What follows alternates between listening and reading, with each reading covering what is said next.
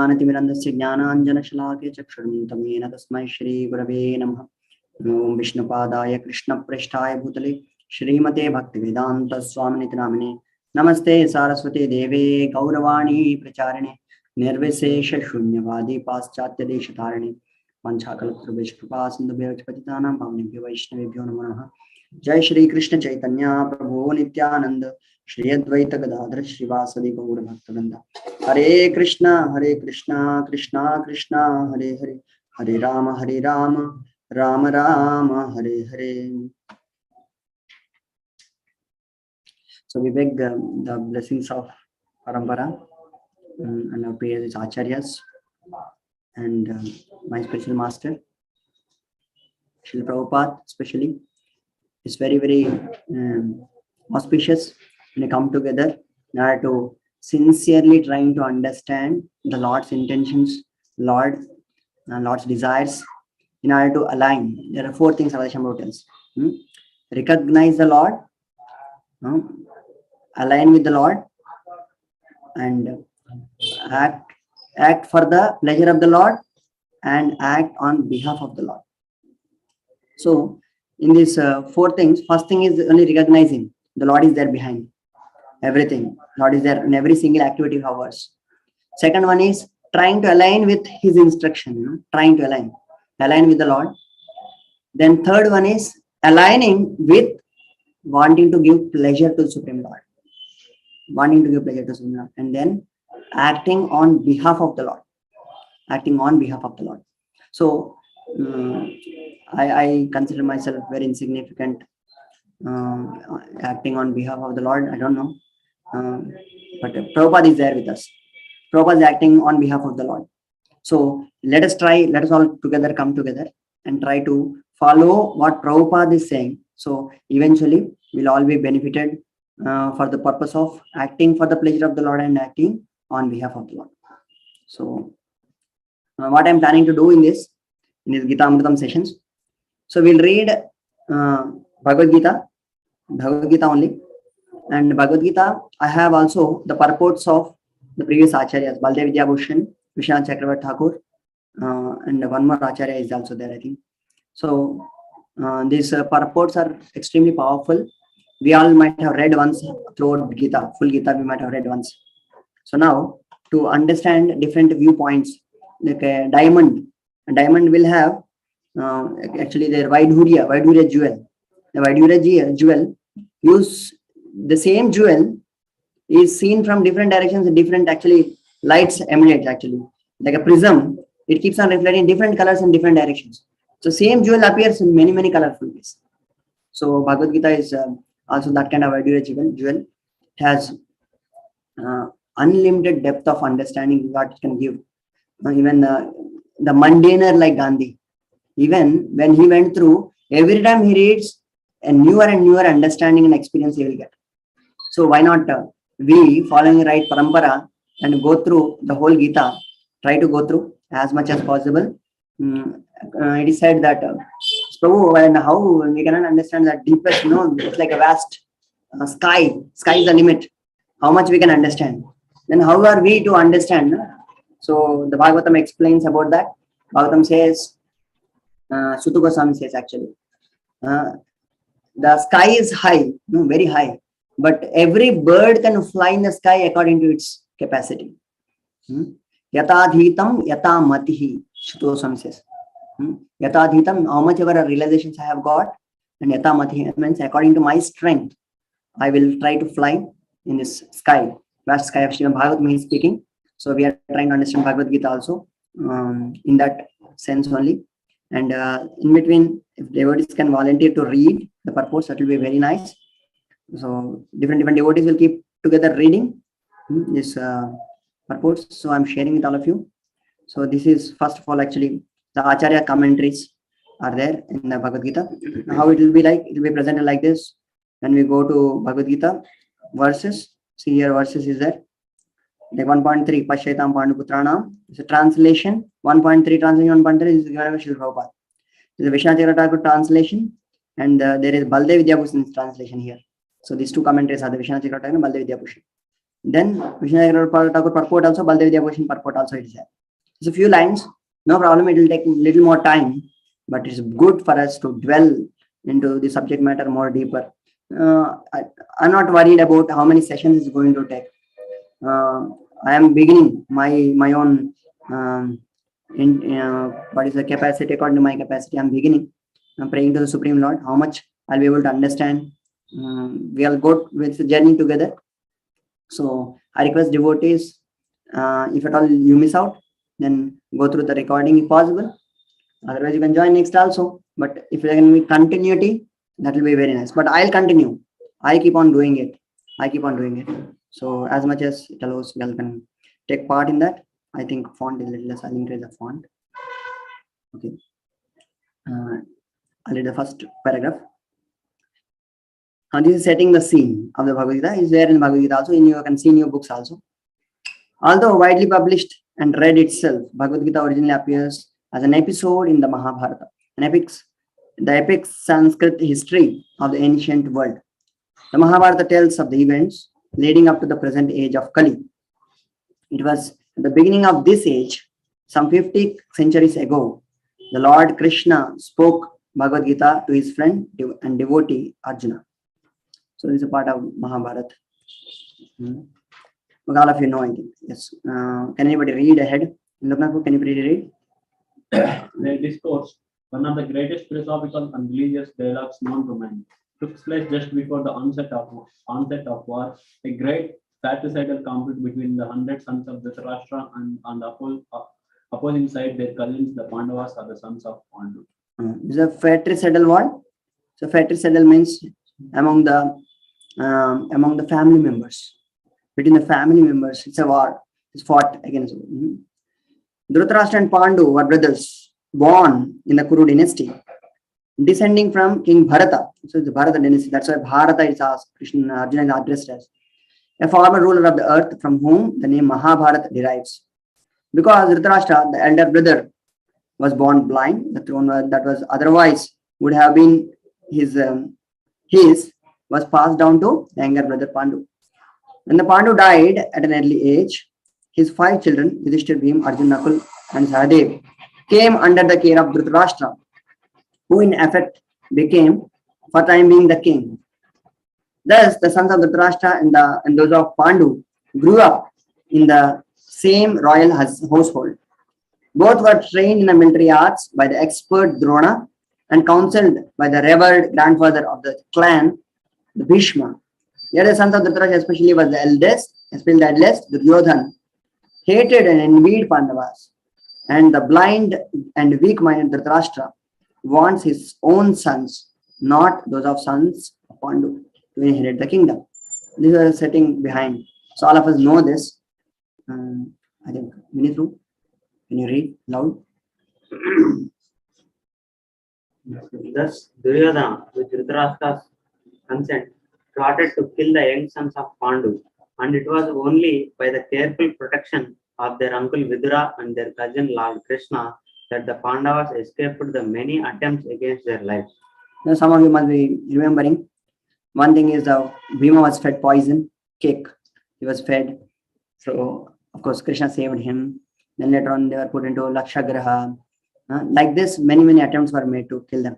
Now, Lord Krishna was not an ordinary man, but the Supreme Personality Godhead himself, who had descended to earth and was playing the role of the prince in a contemporary dynasty. It's a contemporary dynasty. In this role, he was also the nephew of Pandava's wife Kunti, or Pratha, the mother of Pandavas. So, both as a relative and an eternal upholder of religion, Krishna favored the righteous sons of Pandu and protected them. So, Krishna protected them, that everyone knows. So, this, because in the Western world, the setting is not known. That's why it's being repeated. It's being told by Prabhupada. Ultimately, however, the clever Duryodhana challenged the Pandavas to a gambling match. In the course of that fateful tournament, Duryodhana and his brothers took possession of Draupadi, the chaste and devoted wife of Pandavas, and insultingly tried to strip her naked before the entire assembly of princes and kings. Krishna's divine intervention saved her, but the gambling, which was rigged, cheated the Pandavas cheated the Pandavas of their kingdom and forced them into 13 years of exile.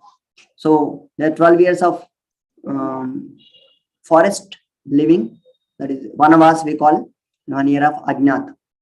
So Ajnat, if at all, that was the rule, that in Ajnat, if at all they are found, then again they have to go for 12 years of forest life, and then again 1 more year of Ajnat. Again, it repeats. This is what is the plan of this evil-minded fellows, that we continue to keep them in only forest. That's what their plan was. Yes, I'm not going to put any breeze. Upon returning from exile, the Pandavas rightfully requested their kingdom from Duryodhana, who bluntly refused to yield it. Duty bound as princes to serve in public administration, the 5 Pandavas reduced their request to mere 5 villages.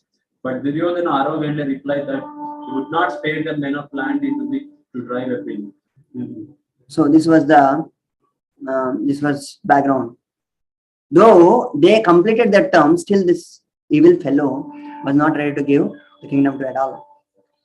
Throughout all this, the Pandavas had been consistently tolerant and forbearing, but now war seemed inevitable.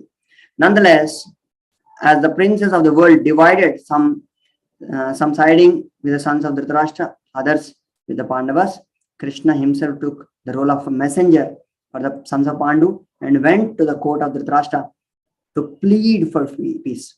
So Krishna did everything, including actually going for the peace messenger is actually very, very lowly position in one sense. When his pleas were refused, war was now certain. The Pandavas, men of the highest moral structure, recognized Krishna to be supreme person of Godhead, whereas the impious sons of Dhritarashtra did not. Yet Krishna offered to enter the war according to the desire of antagonists. As God, he would not personally fight, but whoever so desired might avail himself of Krishna's army, and the other side could have Krishna himself as an advisor and helper. Duryodhana, the political genius, snatched at Krishna's armed forces, while the Pandavas were equally eager to have Krishna himself. So this is a material calculation, mundane calculation, and spiritual calculation what Duryodhana did. Duryodhana only calculated materially how much I will gain by taking all the sainya. That's what he counted. But you know, Krishna, one single person himself, sufficient to actually completely destroy the whole army. Vinith, please read. When his pleas were refused, war was not. No, in this way. The Pandavas. No, Prabhu. Duryodhana, the political genius, snatched Krishna's armed forces, while the Pandavas were equally. You see in your mobile. In this way, Krishna became the charioteer of Arjuna. Loud, Krishna. In this way, Krishna became the charioteer of Arjuna, taking it upon himself to drive the fabled bowman's chariot. This brings us to the point at which Bhagavad Gita begins, with the 2 armies arrayed, ready for combat, and Dhritarashtra anxiously inquiring from his secretary Sanjaya, what did they do?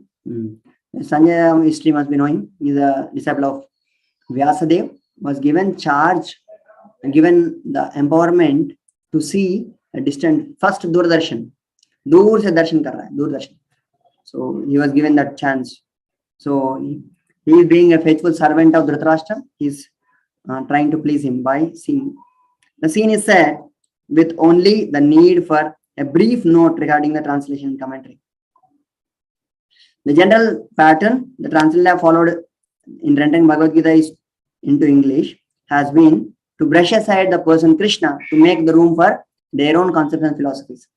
The history of Mahabharata is taken as a quaint mythology, and Krishna becomes poetic device for presenting the ideas of some anonymous genius. Or at best, he becomes a minor historical personage. But the person Krishna is both the goal and substance of Bhagavad Gita. So far as the Gita speaks of itself. This translation then and the commentary that accompanies its purpose to direct the reader to Krishna rather than away from him. The Bhagavad Gita thus becomes wholly consistent and comprehensible, since Krishna is the speaker of the Gita and its ultimate goal as well. The Bhagavad Gita as it is presents great scriptures. This great scripture in its true terms.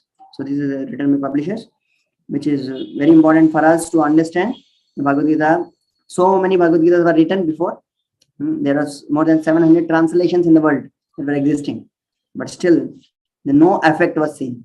Whereas this particular Bhagavad Gita is spoken. Oh, we have crossed time, so we have only completed the introduction. Oh, we have 3 more minutes to go. Okay. So this one particular Gita, which was read, even sometime it was distributed amongst the people who cannot even pronounce properly Ra and Ra. When the Chinese people, none of the example is given that when somebody got Bhagavad Gita, Mahamantra is spoken there.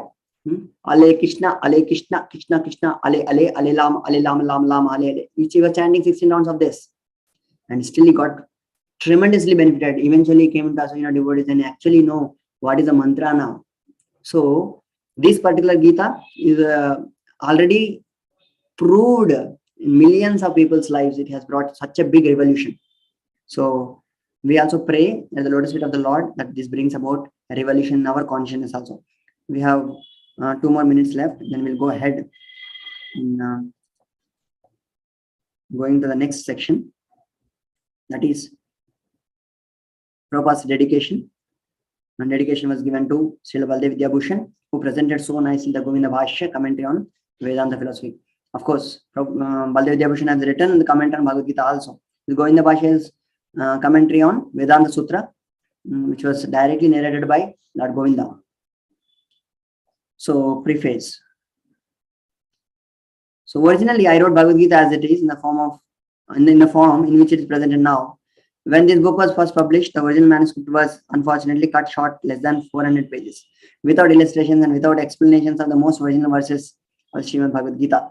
In all of my other books, Srimad Bhagavatam, Ishopanishad, etc., the system is that I give the original verse, its transliteration, word for word, Sanskrit, English equivalents, translation purports.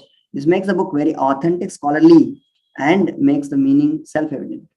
I was not very happy. Therefore, when I had to minimize my original manuscript. But later on, when the demand of our Bhagavad Gita is, as it is, considerably increased, I was requested by many scholars to devotees to present the book in its original form. Thus, present an attempt is to offer original manuscript of this great book of knowledge with the full parampara explanation in order to establish the Krishna consciousness movement more soundly and progressively.